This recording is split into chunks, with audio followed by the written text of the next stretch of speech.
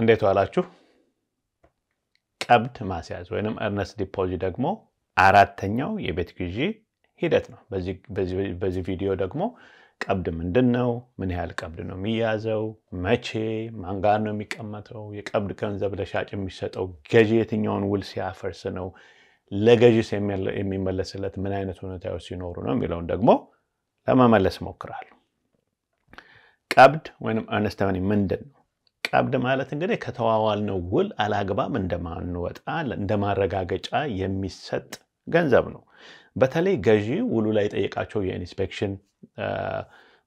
የብድር ማካሄጃ የቤት ማስገመቻና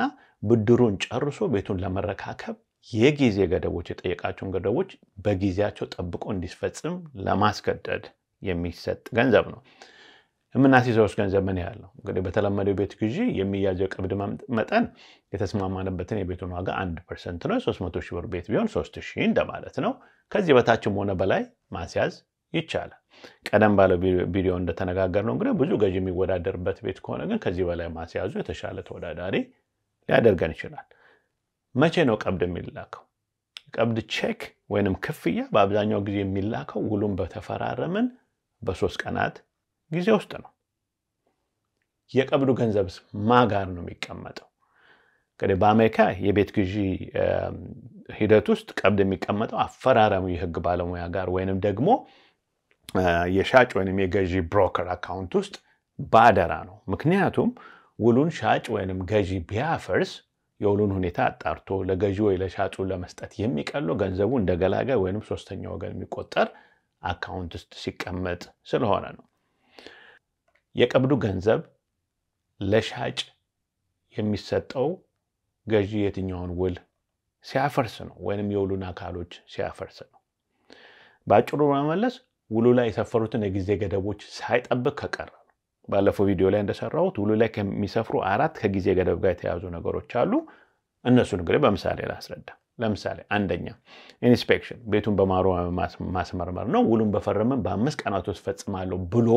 ይሄንን የ5 ቀናት ጊዜ አሳልፎ ለምሳሌ በ10ኛው ቀን ላይ ኢንስፔክሽን አስደርጎ ቤቱ ስላልተስማማኝ ውሉን ማፍረስ ፈልጋለሁ ቢል ያሳዘው ገንዘብ አይመለስለትም የሚሰጠው ለሻጭ ነው ምክንያቱም የጊዜ ገደቡን ስላልጠበቀ ሁለተኛ የብድሩን ሂደት ለምሳሌ ፋይናንሻል ኮንቲንጀንሲ ፒሪዮዱንም አጠናቀቃለሁ ብሎ በጠየቀው ጊዜ ገደብ ካልጨረሰና ቀናቶቹን አሳልፎ 20 ቀን ጠይቆ በ25ኛው ቀን ላይ አሳልፎ ብድር ማግኘት አልቻልኩም ብሎ ውሉን ቢያፈርስ አሁንም ያሳዘው ገንዘብ አይመለስለትም ይህ የብድር መዘግየት እንኳን ባበዳሪው ስህተት እንኳን ቢሆን ቀብዱ ለገዢው አይመለስም የሚሰጠው ለሻጭ ነው ምክንያቱም ጥሩ ይሰራልኛል ብሎ አበዳሪውን የመረጠው ተበዳሪው ወይ ገዢው ስለሆነ ኃላፊነቱ የገዢው እንጂ የሻጩ አይደለም ሶስተኛ በመሳሌ የቤት ማስገመቻው appraisal contingency period ያለው የጠየቅነው ጊዜ ገደብ ለምሳሌ በ20 ቀን ውስጥ አጠናቀቃለሁ ብሎ ሊሆን ይችላል ገዢ በ23ኛው ቀን ላይ የቤቱ ግምት እንግዲህ ገዢ ከሰጠው ዋጋ አነስ ብሎ ቢመጣ ሻጮቹን ቀንሱልኝ ብሎ ቢጠይቃቸው የመቀነስ ያለ መቀነስ መብት የሻጮቹ ይሆናል አይ አንቀነስም ብሉና ውሉን ቢያፈርሱ አሁንም ይህ ገንዘብ የሚሰጠው ለሻጩ ነው ምክንያቱም የጊዜ ገደቡን ስላሳለፈ ማለት አራተኛ በመጨረሻም የብድር ሂደቱን አጠናቆ ቤቱን ለመረከብ በጠየቀው ቀናት ካላጠናቀቀ ሻጮቹ ከጠየቀው ቀናት በላይ አንጨምርም ካሉና ውሉ ቢፈርስ አሁንም ገንዘቡ የሚሰጠው ለሻጩ ነው ነገር ግን በአብዛኛው የአሜሪካ ስቴቶች ውስጥ የግዢ ውል ውስጥ በመጀመሪያው በጠየቀው ጊዜ ውስጥ ካላጠናቀቀ የመዝጊያ ቀኑን በ8 ቀናት ማስረዘም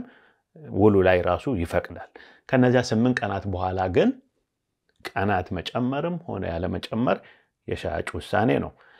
አሁንም ሻጩን ቀናቱን ለመጨመር ፈቃደኛ ካልሆነ ገንዘቡ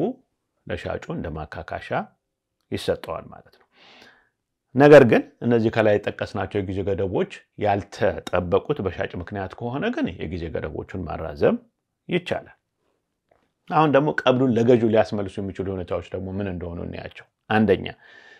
በጠየቀው ኢንስፔክሽን ቀናት ውስጥ ወይንም ዲው ዲሊጀንስ ፔሪድ በመንለው ውስጥ ቤቱን ኢንስፔክት አድርጎ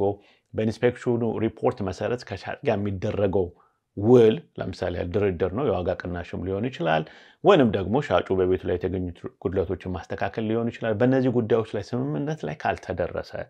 ወይንም ደግሞ ገዢ ሪፖርቱን አይቶ የቤቱን ጠቅላላ ሁኔታ ወይንም ኮንዲሽኑን ካልወደደውና ውሉን ማፍረስ ከፈለገ ቀብዱ ለገዢ ይመለስለታል። እንግዲህ በተጨማሪ ይሄ ዲው ዲሊጀንስ የምንለው የጊዜ ገደብ የማሰቢያ ስለቤቱና አካባቢው የማጣሪያ የምንፈልገውን ነገር የምናጣራበትና የምንወስንበት ጊዜ ስለሆነ በዚህ የጊዜ ገደብ ውስጥም ራሱ ሐሳባችንን የሚያስቀይር ነገር ካለ ውሉን አፍርሰን ያስያዝነውን ገንዘብ አስመልሰን ከውሉ መውጣት እንችላለን ማለት ነው። ሁለተኛ በጠየቀው የብድር ሂደት ማካሄጃ ጊዜ ገደብ ውስጥ ባንኩ ሊያበድረው እንዳልቻለ ሲያሳውቀውና ደብዳቤ ሲልክለት ያንን ደብዳቤ ለሻጭ ሲልክ ቀብዱ ለገዢ ይመለስለታል። ሶስተኛ በጠየቀው የቤት ዋጋ ማስቀመጫ ወይንም አፕሬዘል ኮንቲንጀንሲ ጊዜ ውስጥ ደግሞ የቤቱ ግምት ገዢ ከሰጠው ዋጋ በታች ከሆነና በዚህ መሰረት ሻጩ ዋጋ ለመቀነስ ካልተስማማና ውሉ ቢፈርስ ቀብዱ ለገዢ ይመለስለታል። ነገር ግን ከዋጋ በታች ቢገመት እኔ ቀሪውን ከፍላለሁ ብሎ ውሉ ላይ ከጻፈ ግን ያንን ውል ማክበር አለበት። አራተኛ እነዚህን ሂደቶች በተሰጠው ቀናት ጊዜ አጠናቆ ቤቱን ሊረከብ ሲል ይሄ ያስያዘው ገንዘብ ለገዢው ሂሳብ ውስጥ ይጣጣለታል፣ በካሽ አይመለስለትም። ለምሳሌ በመጨረሻ ላይ መክፈል ያለበት ዳውን ፔመንቱን፣ ክሎዚንግ ኮስቱና ሌሎችንም ወጪዎች ጨምሮ 23000 ብር ይዘው መምጣት አለበት ቢባል ቀብድ ላይ 3000 ብር ስላለው